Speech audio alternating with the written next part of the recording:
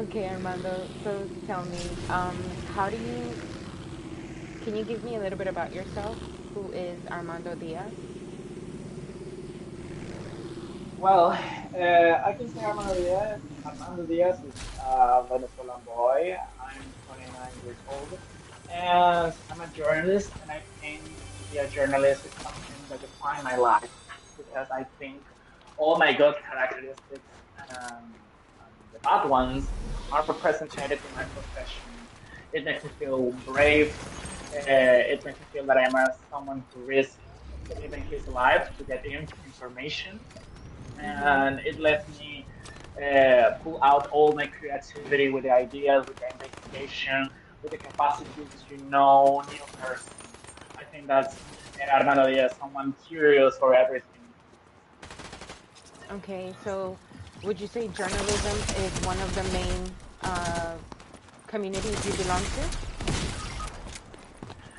Well, I won't say that to be a journalist or the journalism world will be a community because in fact, of course, it's a community because there's so many journalists in this world and in this country and in this city.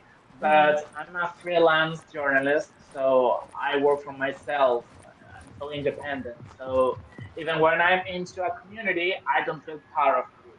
I think I belong to other communities that for me are more Mm-hmm. important than the community of journalists. Okay, and can you give me like a list of what those communities are? Well, for example, for me, the most important community in my life is to be a Venezuelan boy.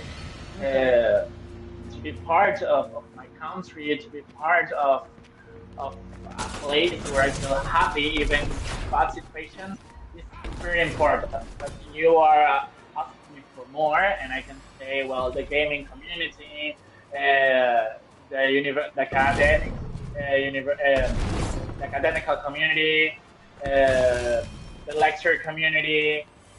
Those are for me the most important community of my life. Okay.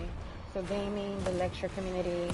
Um, why would The you reading define community, the sorry. reading? No, you're fine. The reading community. So why would you define the reading community as more important than the other communities? Well, I can say that's very important to me because I learned to read since I was 30 years old. So books Okay. have been always with me. And when you discover that in the world there's so many people doing the same, reading books, um, learning more every day about fantasy, science, fiction, non-fiction, to me it's very fine. When you visit a library, you meet a lot of good people that is always reading. It's like a mouse in a bookstore, always searching information. And at the same time, it's related to my career because journalists have to be always reading something. But in this Yeah. case, it's a book. So a book makes me feel into a big world. And this is the feeling that my community feels. When you read, you escape of the real world and get into new experiences. So it's pretty interesting. And you can go to a book club or a lecture club and meet new people. Okay. So you mentioned journalism and your constant need for your need to read. Always have a book in hand. I have a. Mhm. I'm curious to ask you, um, how do you cultivate like a sense of trust within the journalism community and what you're reading? Because I would imagine that you have to be a reputable source. Can you repeat the question because the sounds of the things Yeah. uh, makes hard to understand some words. Can you repeat it, Okay. please? Yeah. So my question is that you mentioned journalism and um, reading as being two communities that you belong to, right? But you value reading more. And as a journalist, you have to um, always be reading. So I would imagine that being a journalist makes you a reputable source. And how do you cultivate a sense of trust within the journalism community? Ay, disculpa, aquí te lo voy a decir. Hay una parte que no entiendo al final. A Okay. sense of trust. Ok, estás cultivando como, am, cómo cultivas lo que lees, ¿verdad? Y lo aplicas a hacerlo como convertirte en alguien que es confiable, porque me imagino que trasladas todo lo que lees, o sea, en una forma u Okay. otra, y lo trasladas en el mundo de journalism. Porque Ah, ok, ya, perfecto. tú publicaste un artículo donde estabas um, diciéndole a la comunidad básicamente que ellos, o sea, la importancia de leer, la importancia de seguir leyendo. Okay, so I think the first thing that we have to mention here is for a journalist, the most important thing we have is credibility. Yes. And this is the point where I can link the reading, because when you Yeah. read, you have access a really wide source of information, and when you write, you have to try to have on your hands all the information possible to give a good content to the person who's reading you. So a journalist would have credibility when all the information you get and you transform in an article, a report, or a chronicle, you will have everything there and being the most exactly possible.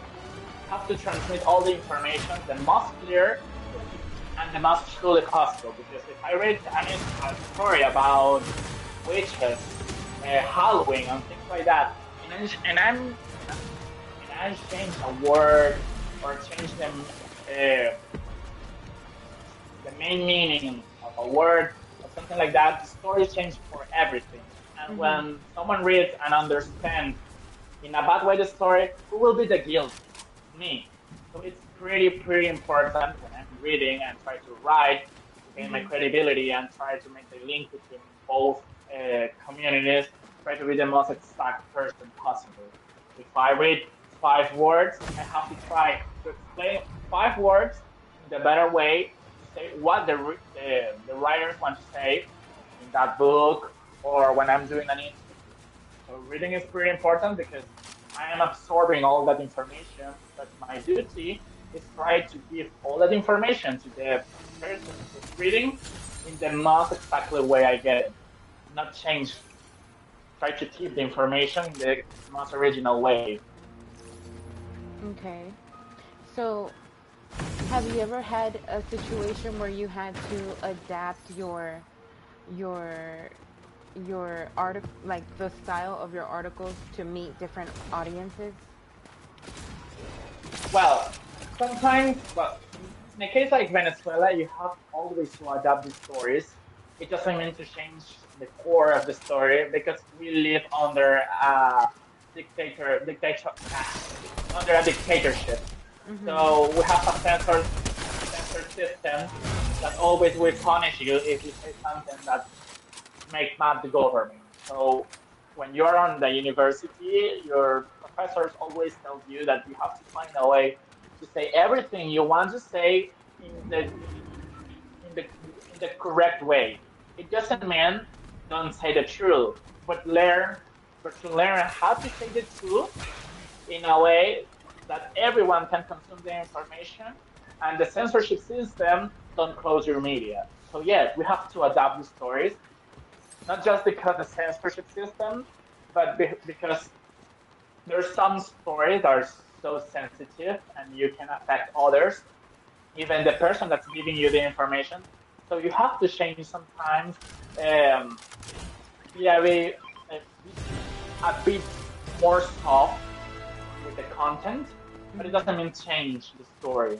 Always keeping the core and just changing or omitting some details, you can do a good story, but always keeping the sense, keeping the core of the story, keeping the main idea, but not fantasizing, not changing. Okay. And would you consider the ability to censor? Would you consider that a literacy? The ability to navigate Yes, that narrative? yes, I can. Yes, because when we talk about literacy, we're talking about writing, reading, expression, and beyond that. So you have Mm-hmm. to understand that you're writing for someone, and it's not an individual. It's not a single person. It's a community, and Yeah. you have to understand that if I'm writing about Venezuela, someone from Costa Rica or someone from United States, perhaps Mhm. you won't understand. Someone surely won't understand some words because if I say chamo, surely a Mhm. person from Peru won't understand what means chamo, but chamo is a Mhm. boy. Yeah. And that word is part of a community, it's part of our literacy because just Venezuelans, just our community can understand that. And some stories, some the way we understand the world because our crises affect our way to make that context. Of course, you have to learn to adapt the way you write, the way you express, to try to catch all the attention possible, all the communities possible. And if you write about a very specific um, topic, for example, I wrote about racial problems, about the LGBTQ community. I have to be more specific because perhaps a conservative person won't understand what I'm talking about, and I have to use the correct words Yeah. because my duty is try to catch all the communities possible, all the differences, and try to show them that there's a problem that perhaps you won't understand, but you can have access to that information thanks to me, thanks to my Yeah. ability to express. Okay, so yeah, that's very. I would consider it a literacy. I never thought about it that way. I never thought about. Um, I never considered that. I think it's very interesting how you navigate. You have to say the truth as much as possible, but say it in a way that you won't get censored. I think that's. Indeed, indeed, I can say something else that when you're writing, you have a specific way to write. Journalists Mhm. have a specific way to write. Scientists have a specific way to write their articles. Mhm. Academicals has a specific way to write, and a person like you or a housewife will have a specific way to write. And for me, that's a literacy too, because Mhm.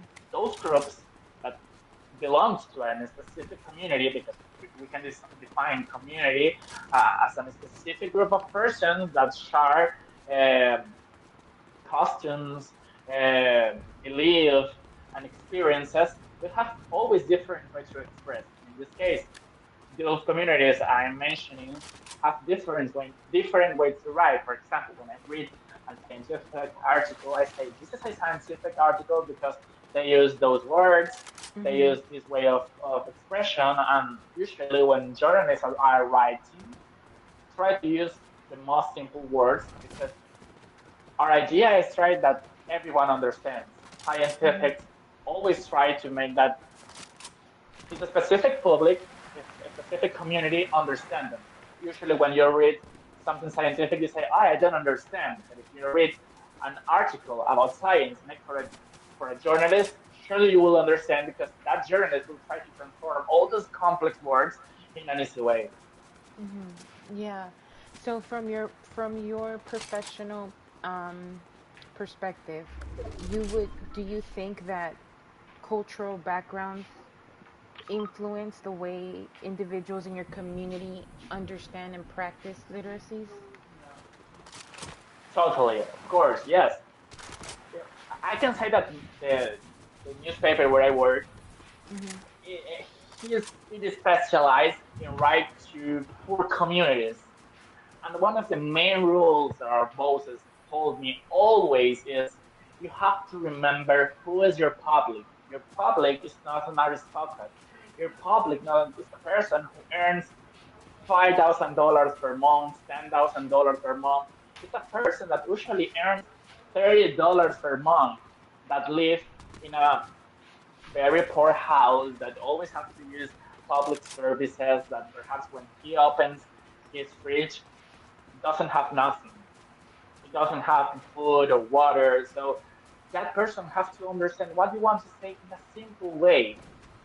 And even though we can say that we can classify communities with how money you earn because you have a different access to to education and things like that. So when I write, I have to take into account that I'm writing for a person that live in a poor place and perhaps won't understand a complex language.